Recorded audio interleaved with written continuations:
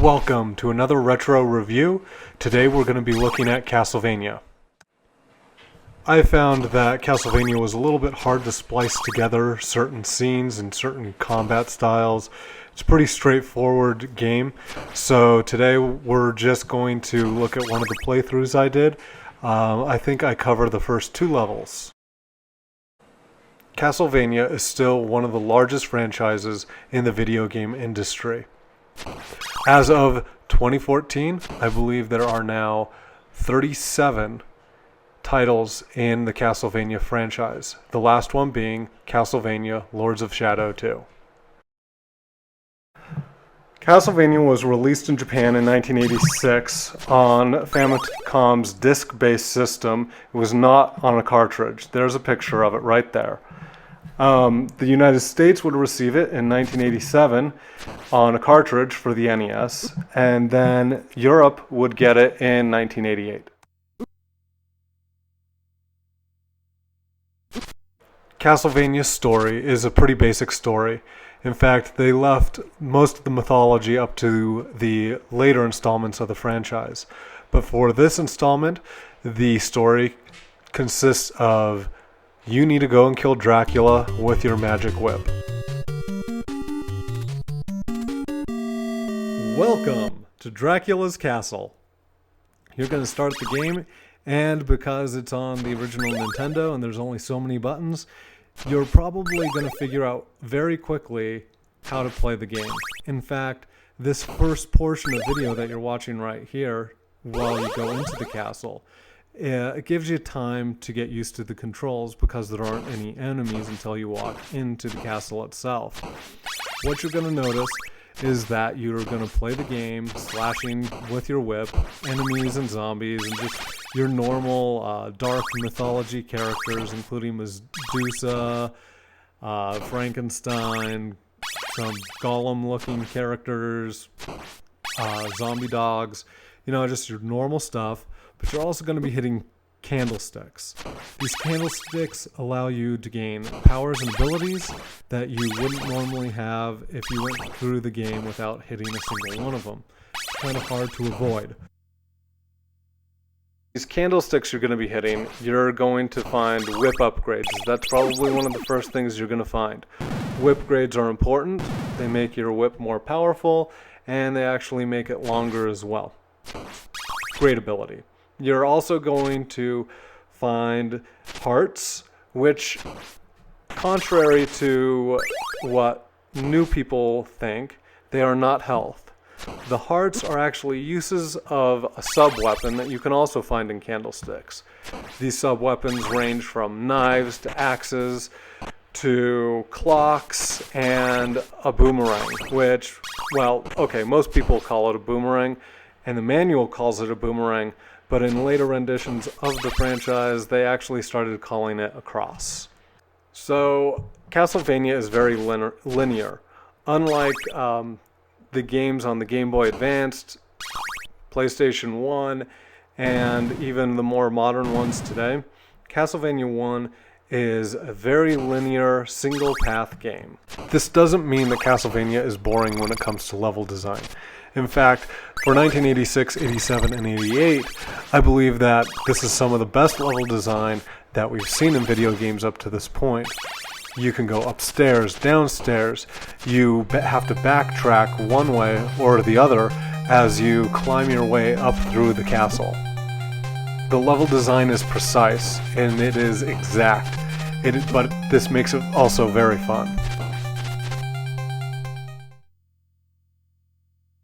This exactness or precision that I've talked about is also apparent within the graphic fidelity of this 8-bit game.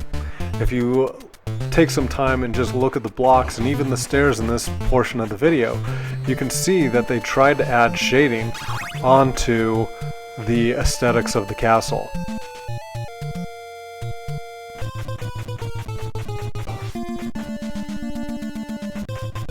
Combat also happens to be very exact. As you go through the game, you're going to notice that there is only so many times that that button press is going to register as an attack. And this goes not just for your main weapon, but also your sub-weapons or your secondary weapons as well. However, with the secondary weapons, depending on what you like and what you want to use for a particular encounter, it will also determine how many times you get to attack. So for example, the boomerang or cross that I have in this video right here will attack twice. It'll go one way and then come back the other.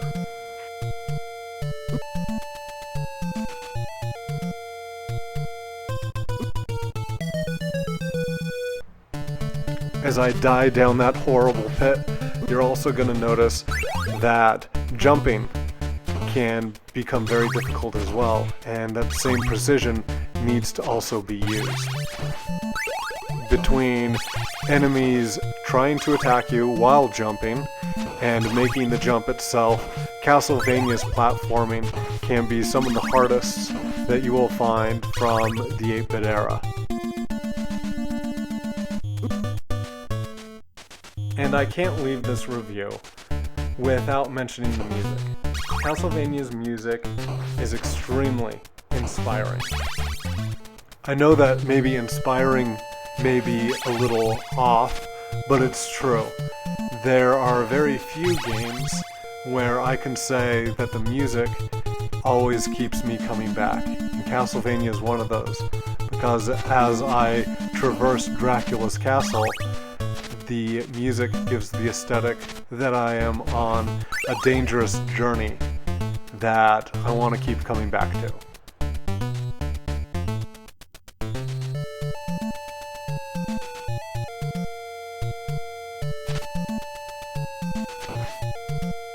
So we have to ask ourselves, does CastleVania hold to today's standards?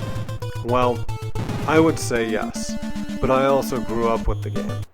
So in order to get a better assessment of whether this game holds up or not, I actually handed it to a few kids, some of them being my kids, and I actually found that through generational time, through gameplay mechanics, they actually had a hard time with it. Now, this isn't anything that you couldn't overcome as a parent or as a mentor in, say, 5 to 10 minutes of talking about how the game mechanics work and hand them the controller and let them figure it out for themselves. I mean, we did it and we figured it out. So it's nothing that a child today can't overcome or can't see the value in. However, I don't think certain people today, my son being one, I don't think certain kids today will be able to understand the value of such a game because it is so old and so simple. So just because another generation doesn't see the value in something doesn't mean that it isn't a masterpiece. CastleVania continues to be a masterpiece. If it doesn't continue to be a masterpiece, say, in visual quality for, say, an 8th grader today, you know, the 13, 14-year-old mentality, then so be it. But CastleVania is still a precise, artistic game that should be valued in this modern world. It has spawned more than 37 different titles in the franchise, and it must be given our respect. So on that note, thank you for watching another retro review. If you haven't seen my others, I will make sure to post links to them. I have one for Gunsmoke and Resident Evil already up, and I've got more in store, so stay tuned.